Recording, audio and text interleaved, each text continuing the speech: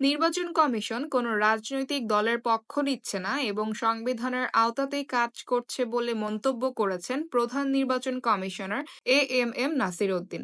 তিনি বলেছেন, সরকারের নির্ধারিত সময়সীমা অনুযায়ী ইসি নির্বাচন আয়োজনের প্রস্তুতি নিচ্ছে। রবিবার সকালে ঢাকার আগারগাঁও নির্বাচন কমিশন ভবনে ভোটার তালিকা হালনাগাদে প্রয়োজনীয় ল্যাপটপ, স্ক্যানার সহ অন্যান্য সরঞ্জাম হস্তান্তর করে জাতিসংঘের উন্নয়ন কর্মসূচি। ওই অনুষ্ঠানে সিইসি একথা বলেন।